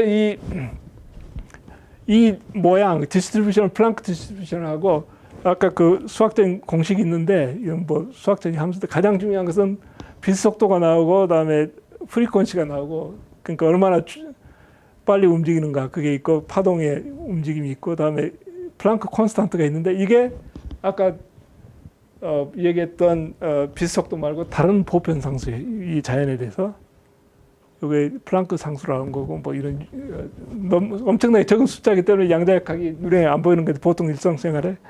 그다음에 이제 볼츠만 상수라는 게 있는데, 그래서 이런 식으로 디스트리뷰션이 나오는 거고, 다음에 이제 그래서 이제 이 빛이라는 게 아까 전자기파였는데, 이 전자기파가 여기서 가장 중요한 것 중에 하나는, 플랑크가 이걸 드라이브하기 위해서 위한, 이 빛이라는 게 연속적인 게 아니고, 우리가 파동을 보면 연속적이잖아. 우리가 파동이 없다가 조금 파동이 생겨가지고 더 많이 생기고 그런 식으로 생각을 하는데, 그런 식으로 연속적인 게 아니라 이 파동이 덩어리로 약 한 봉지처럼 덩어리로 나온다는 것을 플랑크가 가정을 해서, 다음에 이제 아인슈타인이 그걸 진짜로 덩어리다 해가지고 이제 광자라는 걸 만들었고, 그래서 아인슈타인과 플랑크가 이제 빛은 그 컨티뉴움이 아니라 어떤 광자다, 어떤 디스크릿 파티클이다, 그런 식으로 이제 제안을 하게 된 거예요.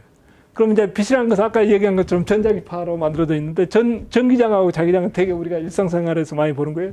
여기 빗질하다가 보면은 머리가 이렇게 올라가고 풍선에 올라가고, 그래서 이제 이런 전하가 플러스하고 마이너스 이런 식으로 움직여가지고 머리가 이렇게 당기게 되는 거고, 다음에 자기장은 자석이 있으면은 남극 북극 해가지고 나오는 거고, 예를 들어서 태양 같은 경우도 자기장이 엄청나게 많고, 여기 흑점들이 이제 자기가 들어가거나 나오는 데가 흑점인 거예요.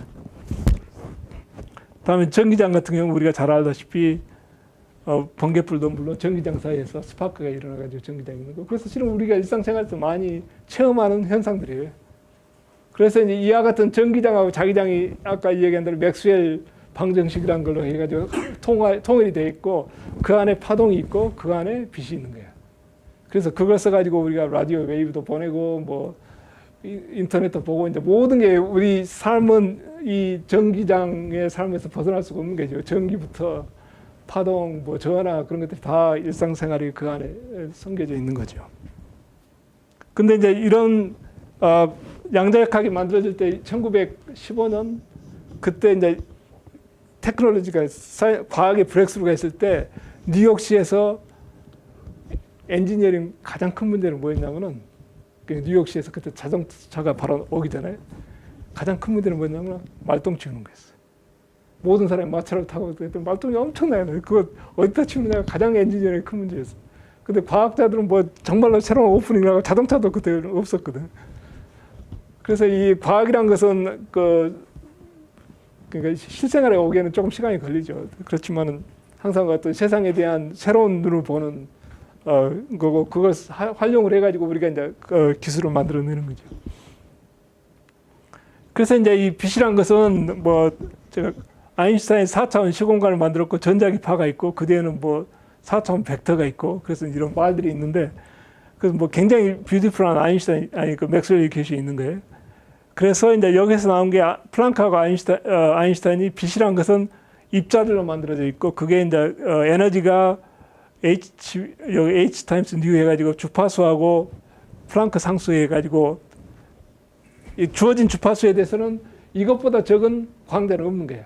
그러니까 그 빛을 팔을 만들면은 미니멈 최소한 내가 10원을 내야지 아니 1원짜리를 써야지 0.1원짜리는 돈이 없잖아. 그런 것처럼 이 빛의 수도 하나, 둘 이렇게 광대로 있는 거야. 그러면은 우리 눈 속에는 이 셰퍼가 색깔을 볼 때 광자 6개는 봐야만이 셰퍼 하나를 딱 자극이면 눈이 저거 빛이 있구나 그러는데 하나가 들어가도 눈에서는 그건 잡음이야 그러고 딱 컷해버리고 6개 정도 들어오면 눈에서 신호를 보내가지고 머릿속에다 빛을 본다 그렇게 하는 거예요. 그리고 또 하나는 이 주파수에 따라서 에너지가 다르기 때문에 실은 눈 안에 빛이 엄청나게 많이 들었어요. 그러니까 온도가 있기 때문에 적외선에 있는 빛의 광자가 엄청나게 많은데 그 에너지가 적기 때문에 우리가 봐서는 안 되잖아.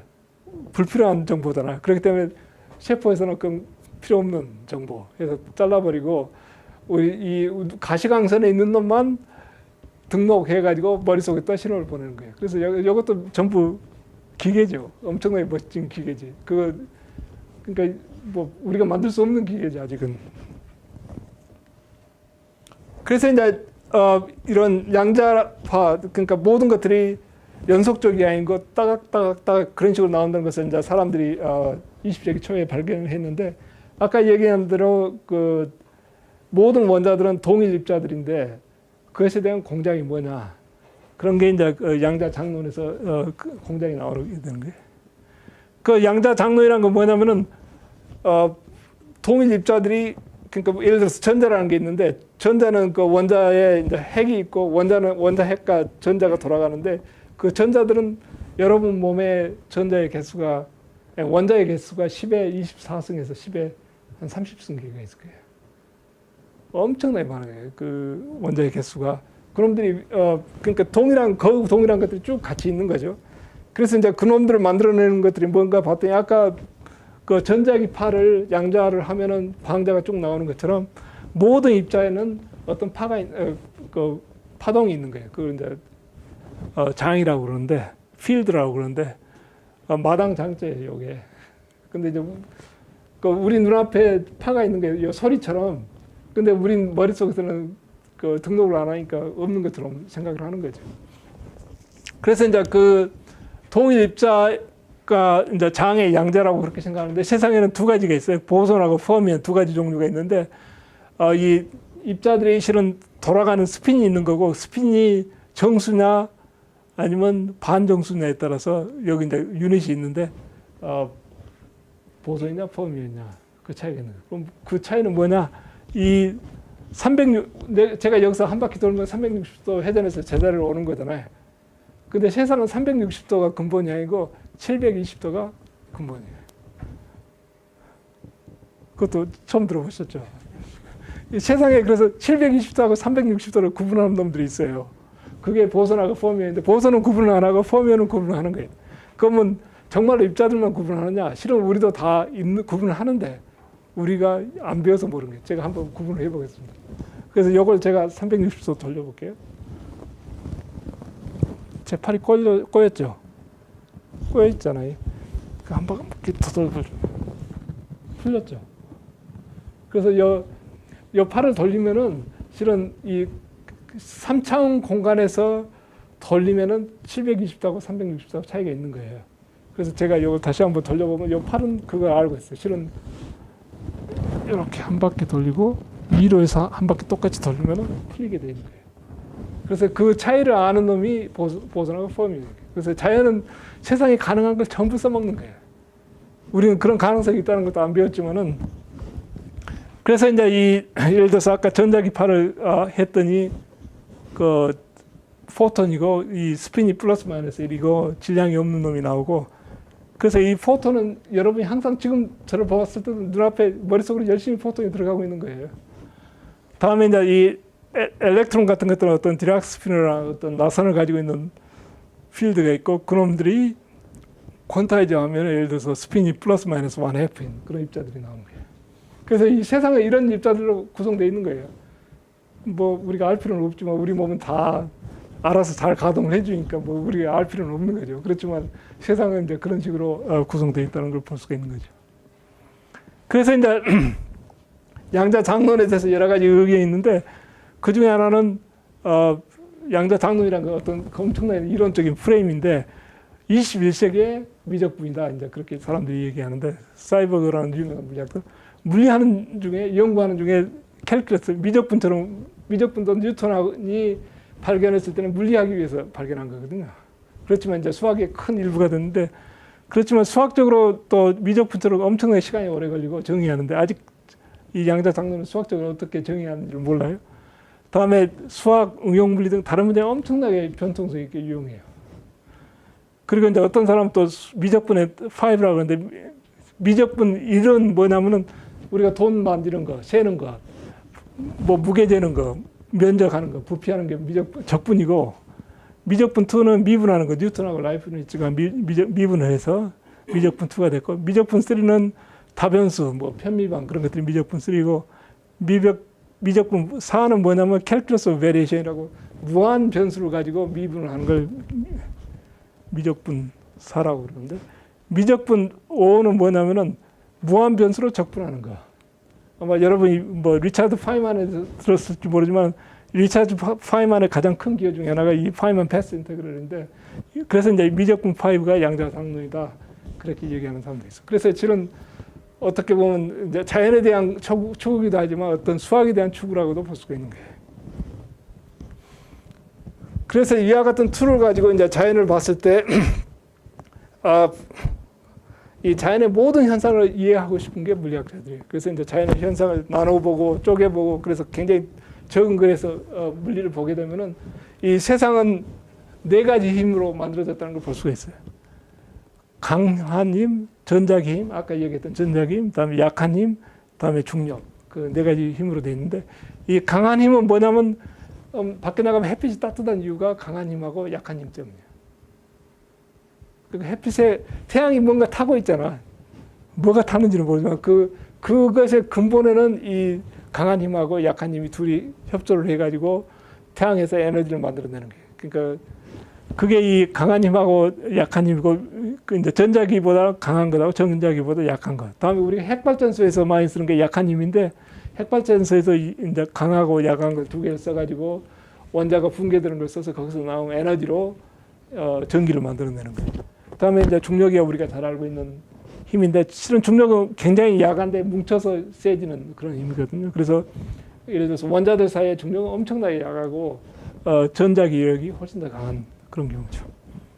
그와 같이 이제 자연에 4가지 힘이 있고, 다음에 자연의 실은 모든 물질, 이 방에 있는 모든 물질의 구성조도 다 알고 있어요. 그래서 이제 그것들이 원자로 돼 있고, 원자 안에는 뭘로 돼 있냐면은 원자 핵하고 전자로 돼 있고, 원자 핵 안에는 중성자하고 양성자가 있고, 그 안에를 보면 쿼크들이 있는데, 그래서 세상은 쿼크들하고 렙톤이라는 엘렉트론을 포함한 이 입자들로 돼 있어요. 그래서 이 보면은 쿼크들이 3개의 패밀리가 있고, 업, 다운, 참, 스트레인지 이런 식으로 돼 있고, 엘렉트론 있고, 엘렉트론 뉴트리노, 미온 뉴트리노, 타우 뉴트리노 이런 식으로 돼 있어요.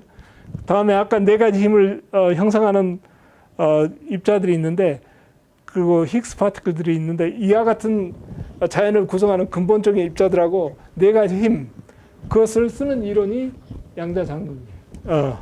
그래서 그 쓰는 이론, 양자 장론을 써가지고 그걸 쓰게 되면은 이론을 표준 모형이라는 그런 이론을 쓰게 되고 그게 이제 이런 식으로 어떻게 힘과 이론들이 써지는가가 구성되어 있는데 실은 엄청나게 이론이 복잡해 보여도 이게 이론이에요.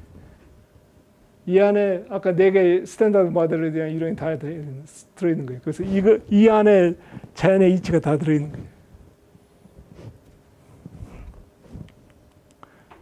이제 그와 같은 실험을 하기 위해서는 뭘 하느냐? 돈을 엄청나게 들여야 한다는 게, 그 돈을 엄청나게 버는 게 이제 이 게임의 일부인데, 그래서 유럽에서 1년에 5천억에서 1조쯤 써가지고 하는 연구소가 있어요. 그 이제 여기가 제네바 레이크고 여기가 레이크 지니바고 그다음에 여기가 에어포트인데 여기가 랩이 있고 랩에 가면 엄청나게 건물도 헐었어요. 뭐 2차 대전 벙커처럼 지어져 있고 실은 거기 일하는 사람 월급 엄청나게 높은데 오피스는 멋질 필요가 하나도 없잖아. 돈만 많이 벌어가면 되니까.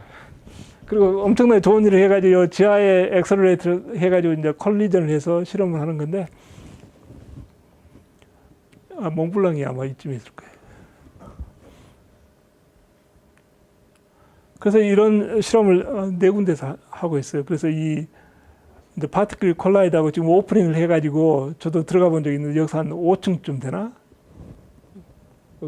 기구 하나당 뭐 몇천억씩 하는 거고 그래서 이제 거기서 컬리전을 해가지고 파티클 디텍터를 해서 데이터를 해서 보면은 에너지고 그다음에 어떤 거기서 나오는 데이터의 양인데 어떤 에너지에서 이렇게 범프가 있는 거예요. 그래서 여기서부터 예를 들어서 아까 힉스 파티클이라는 걸 했는데 그 힉스 파티클을 발견을 한 거예요. 그게 발견된 지 한 5년쯤 되나?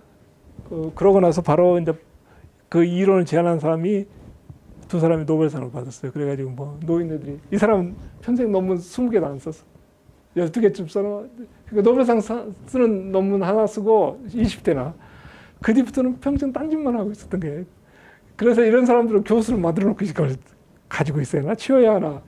그런 사람들은 많이 어떤 사람 30도 되기 전에 노벨상 받은 사람도 있어요. 그러나 이거 평생 미친 짓만 하는 사람도 있어요. 그런데 대학에서 그거 쫓아낼 수도 없는 거고 이거 노벨상 받은 사람이라서 그런 것처럼 이 사람은 일을 좀 했을지 모르는데 이 사람은 거의 일을 안 했죠. 힉스라는. 근데 이 사람 이름으로 이제 힉스 보선이라는 명칭이 있는 거죠. 그래서 이제 이 자연에 대한 이론을 썼는데 우주론으로 가보면은 아까 빛을 봤을 때 밤하늘은 어둡잖아요. 그래서 밤하늘 왜 어두운가 물어보면은 실은 우주의 나이가 유한하고 우주가 팽창하기 때문에 밤하늘이 어두운 거예요. 우주가 무한하고 모든 게 별들이 하늘에 유니폼하게 있으면은 올버스 패러독스라 해가지고 밤하늘도 나처럼 환해야 하는데 밤은 어둡잖아. 그 이유는 우주는 팽창하고 그러니까 질문을 할 수가 있는데 그 답 뒤에는 결국 우주는 팽창하고 우주는 유한하다. 거기서부터 근원이 있는 거예요. 그래서 아까 이제 우주 온도를 측정을 해봤는데 사람들이 새들라이트를 가가지고 여기에 리퀴드 힐륨을 해가지고 엄청나게 차게 해가지고 우주 온도를 봐서 봤더니 측정을 해봤더니 이런 그래프가 나왔어요. 아까 플랑크 디스트리뷰션 제가 시작했을 때 보였죠. 정확히 이런 식으로 돼 있고 이 온도가 보면은 여기서 이제 웨이블랭스가 보면 한 3mm라고 돼 있는데 여기 프리퀀시로 돼 있구나. 이 웨이블랭스가 한 3mm 정도 되는 마이크로웨이브로 우주는 가득 차 있어요. 그게 이제 우주의 온도인데 얼마나 실험이 정확하냐면 플랑크 디스트리뷰션을 따라 정확히 그 매치가 되는 거예요. 실험하고 그 이론하고. 그 우주 온도는 얼마나 하면은 0.7 켈빈이에요. 우리가 36도면은 한 300 켈빈 정도 되거든요. 아니면 그 나이트로젠 질소가 그 리퀴드가 되는 게 한 90 켈빈? 그 뭐야 무슨 영화인가 그 아놀드 슈바르츠가 나오고 그 리퀴드 힐륨이 탁 부어가지고 아니 나이트로젠이 부어져가지고 완전히 얼어버리는 그런 영화씬이 있는데 그런 것처럼 이 리퀴드 나이트로젠 온도가 90 켈빈 정도 되는데 이건 0.7 켈빈이에요. 그래서 세상 나가면 차갑다는데 실은 우주의 온도가 이렇게 추운 거예요. 우리가 다행히 그 태양 옆에서 얼쩡거리기 때문에 이렇게 따뜻하게 폼되고 있는 거지. 우리가 잘나서 그런 게 아니고 누구 얘기는 세상에 가장 좋은 것들은 공짜라고 태양 옆에 우리가 있기 때문에 이렇게 폼되고 공짜로 즐기고 있는 거예요. 그래서 이와 같은 이제 우주를 이해하기 위해서는 아인슈타인의 상대성 이론이 필요한데 아인슈타인이 갈릴레오하고 뉴턴 이론을 바탕으로 해가지고 아까 특수 상대성 이론을 통해서 리만 기하학이라는 기하학을 써가지고 일반 상대성 이론을 제안을 했는데 그건 뭐냐면은 시공간이 4차원 시공간이 휘어져 있다는 걸 가지고 제안을 한 거예요. 그래서 이 휘어진 공간에 대해서 이퀘이션을 썼는데 그게 이제 아인슈타인 이퀘이션하고 이런 식으로 썼는데 아인슈타인 이 이퀘이션 썼을 때는 노트를 보면은 한 10번 정도 틀린 답을 썼대요. 그러니까 여러분이 과학을 할 때는 뭐 예술도 모르겠지만 옳은 답을 처음부터 갈 필요가 없는 거예요. 틀린 답 계속 가면서 옳은 답만 가면 되는 거거든요. 그래서 이제 10번 정도 해가지고 옳은 답을 썼는데 그 시공간이 휘었다는 건 뭐냐면 예를 들어서 태양이 있을 때 태양 주변에 시공간이 휘어 있는 거예요. 그래서 예를 들어 지구가 있을 때 어떤 별이 있을 때 별에서 빛이 오면은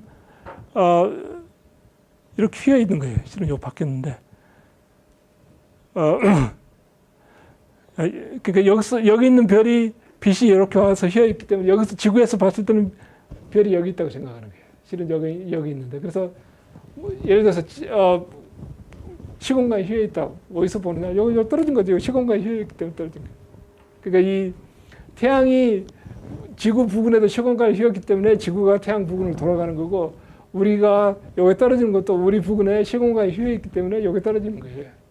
그게 아인슈타인의 일반 상대성 이론이고 실은 여러분이 그 전화기 GPS 했을 때 그 안에 가장 중요한 커렉션 중에 하나가 이 지구에 의해서 시공간이 휘어 있고 그 인공위성이 GPS 신호를 보낼 때 그걸 교정을 해줘야만이 위치가 제대로 나오게 돼 있어요. 그래서 이제 이와 같은 우주를 보기 위해서 또 이제 유럽에서 플랑크 위성을 보내가지고 세상을 봤더니 라므다 CDM이라는 그 어떤 우주 이론이 있고 그래서 봤더니 아까 그 우주의 온도가 있는데 그것에 100만 분의 1 정도의 온도를 이런 식으로 온도가 플럭트웨이트 하는 거예요. 그래서 이 안에 신호가 있고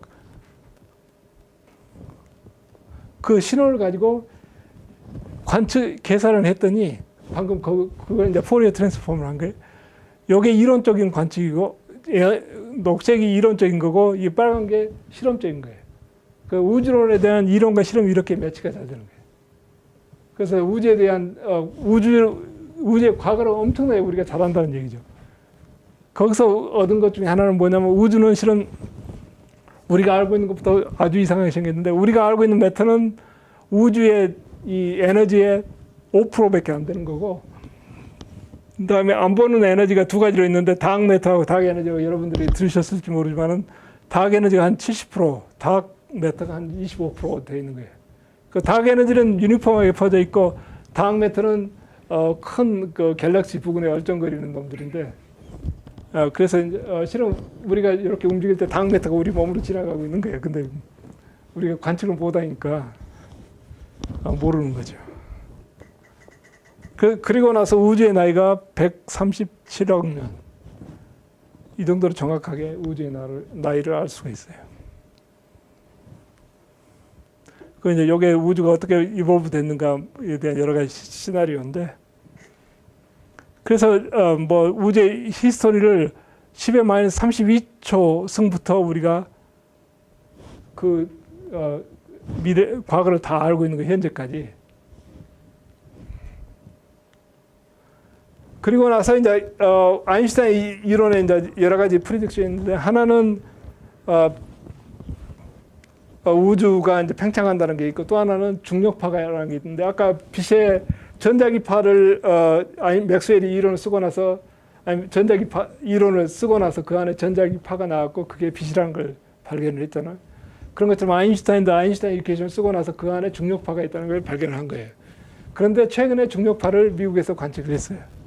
그 이제 중력파가 가장 많이 나오는 게 이제 블랙홀 두 개가 콜라이드 했을 때 중력파가 나오는데, 그래서 콜라이드 했을 때 이제 시공간이 파동을 움직여 가지고 밖으로 나오게 되고 이제 보게 되면 실은 헬리시티가 2인 이런 식의 파가 우리한테 다가오게 되는데, 그래서 이제 이런 디텍터를 써가지고 관측을 했고, 그래서 이거 시그널인데 디텍터가 두 개예요. 하나는 어디 있나? 저 워싱턴 스테이트 정도 있고 하나는 텍사스 정도 아니면 루이지애나 정도 있는 건데 시그널이 똑같이 나오는 거예요. 그래서 이제 거기서부터 중력파가 있다는 관측을 했는데 뭐 엄청나게 사람들이 각광을 했고 이걸로 해서 노벨상을 받았는데 킵슨이라는 교수가 옛날에 무슨 영화죠? 저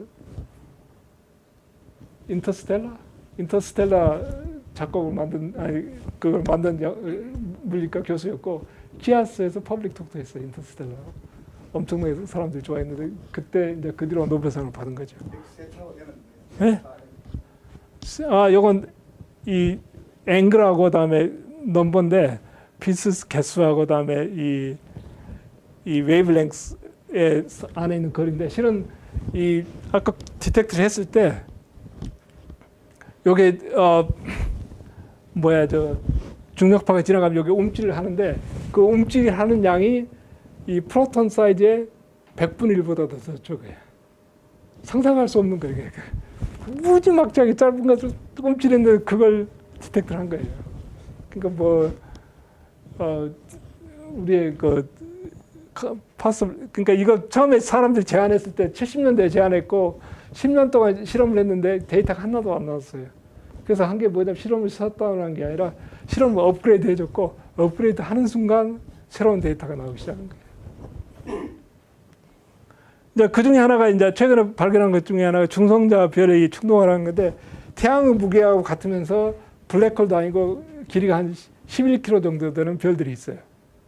그 중성자 별이라고 그러는데 그 중성자 별은 원자도 없고 그 안에가 뉴클리어스만 있는 거예요. 그래서 그 중성자 별의 스푼으로 딱 한 스쿱을 하면 그 무게는 마운틴 에베레스트만큼이나 무거워요. 그러니까 태양만큼 무거운데 11kg면 얼마나 덴스해요. 그 두 개가 콜라이드 해가지고 야단 법석을 해서 중력파를 만들었는데 재밌는 것은 이제 그 야단 법석하는 것 중에 나오는 것 중에 하나가 금덩 그걸 양자하면은 이제 그 그래비톤이 나오는데 그 계산을 해보면은 무한대가 나와가지고 이제 그 계산을 어떻게 하는지 몰라요. 그런데 이제 그래서 이제 양자 중력이 굉장히 셀 때는 아까 우주의 시작 빅뱅이라든가 아니면 블랙홀 안에서 양자 중력이 굉장히 세지는데 그걸 이제 양자 중력이 굉장히 세질 때는 양자역학이 굉장히 세져서 시공간이 굉장히 이런 식으로 플럭추에이트 하게 돼 있거든요. 예를 들어서 블랙홀이라든지 이게 예를 들어서 밀키웨이고 우리의 은하계 가운데도 블랙홀이 있고 뭐 지구는 태양이 이쯤에 있고 이쪽에 지구가 있는데 우리가 모르는 사이에 뭐 여기도 야단 법석인가 자기들끼리. 근데 최근에서 관측을 해가지고 뭐 이렇게 야단 법석이라는 걸 알았죠. 그래서 이제 이와 같은 걸 이해하기 위해서 끈이론이라는 걸 발견한 거예요. 그래서 이제 끈이론은 입자가 아니라 어떤 끈으로 입자가 끈의 바이브레이션 이렇게 움직이는 걸로 이해를 하게 되는데 끈이론은 이 시공간의 그 연속성을 좀 더 부드럽게 어디서 만났는지 모르게 끈들이 만나게 돼 있는데 이렇게 탐구하는 거고 이와 같은 끈이론은 가장 중요한 것 중에 하나는 1 더하기 2 더하기 3 더하기 4 더하기 5 더하기 이렇게 쭉 하면 그게 무한대가 아니고 마이너스 12분의 1인데 이와 같은 수학적인 아이덴티티를 써가지고 이제 끈이론을 이해하게 되는 거라고요. 그래서 이제 이 이론은 21차원, 12의 2배인 24에다가 2를 더해서 26차원에서만 이해가 되는 이론인데 실은 끈이론으로 끝나는 게 아니라 어떤 초대칭성이 있는 끈이론에 있는 문제를 해결하게 돼요. 끈이론 초대칭성이라는 건 뭐냐면 아까 얘기했던 대로 360도하고 720도 차이를 아는 보선하고 포면으로 합쳐진 이론이고 그걸 섞는 대칭성이고 거기에서는 시공간이 10차원으로 되게 되고 사람들이 찾아보니까는 5개의 일관성이 있는 수학적으로 일관성이 있는 양자 중력 이론이 나오게 된 거예요. 그래서 5개가 나왔고 그래서 더 뒤져보니까 이건 10차원인데 실은 11차원의 M이론이라는 게 있는 거예요.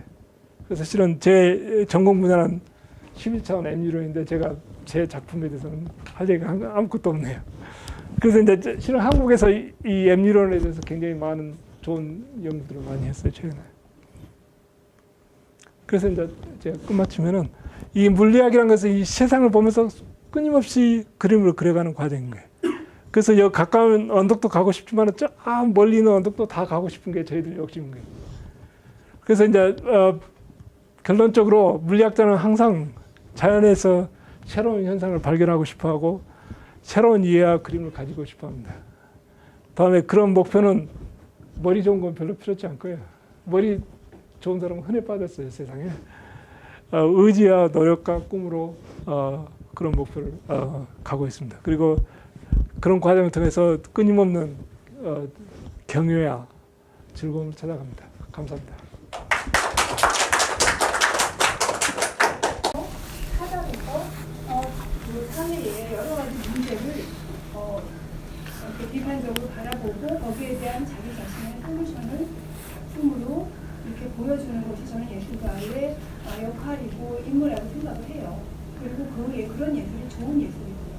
그래서 그것을 작품을 봤을 때 자연스럽게 사람들이 그 생각을 따라갈 수 있도록 의도된 작품이 아주 훌륭한 작품이고요. 그런 작품이 반드시 필요한 이유는 예술가가 없으면 아무도 그런 역할을 해줄 사람이 없어요. 사실. 그래서 그런 예술가가 돈을 벌 수도 있고 돈을 못 벌 수도 있습니다. 말씀하신 마켓에서 성공, 그건 또 예술 마켓의 논리들이 있기 때문에 거기에 운 좋게 편이 될 수도 있고 작품은 좋은데 거기에서 끝까지 받아들여지지 않을 수도 있어요. 근데 그것은 작가의 잘못은 아니고요. 그것을 받아들인 사회가 운이 좋은 거고, 만약에 받아들이지 않고 작품이 도태돼 버렸다, 좋은 작품이 그렇다는 것은 그 사회의 손실이라고 저는 생각을 해요.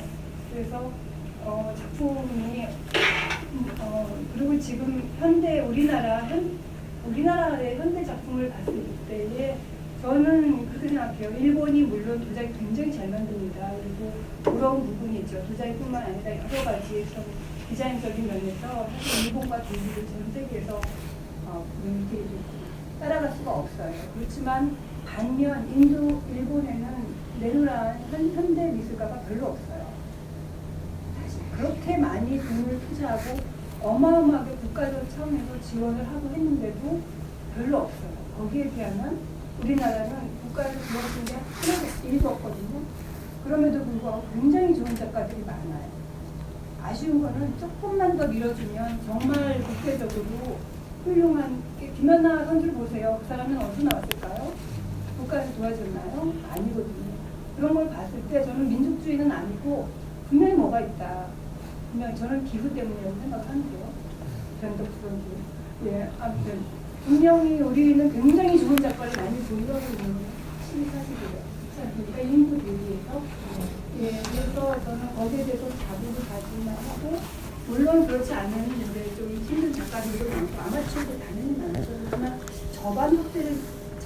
저변 확대를 위해서 꼭 나쁜 건 아니다. 저는 그렇게 생각을 해요. 아마추어일 망정 그림을 한번 그려본 사람은 그림을 더 이해를 하거든요. 그런 의미로라도 저는 필요하다. 시인도 많으면 좋고, 공장보다는 저는 그런 문화 사업이 우리나라의 전체적으로 국가적인 사업으로 훨씬 더 어울린다고 생각하고, 정말 탤런트가 있는 민족이고, 제가 대통령이 되면 저는 문화 쪽으로 밀어서 정말 큰 돈을 전 국민들에게 벌도록, 만화가 되고 싶은 중학교 1학년 학생이 얼마나 많은지 아세요? 걔네들 그냥 만화 그리기 하는 훨씬 더 좋을 것 같아요. 네. 그런 의미에서 사실 뭐 한류 이런 것도 나쁜 점도 있지만 어쨌든 보세요. 이거 대단한 일이지 않습니까? 그러니까 조금 더 저는 국가적으로 좀 더 물론 과학을 유성해야 되는데요. 문화적으로는 저는 자부를 가지고 개인들을 좀 도와줄 필요가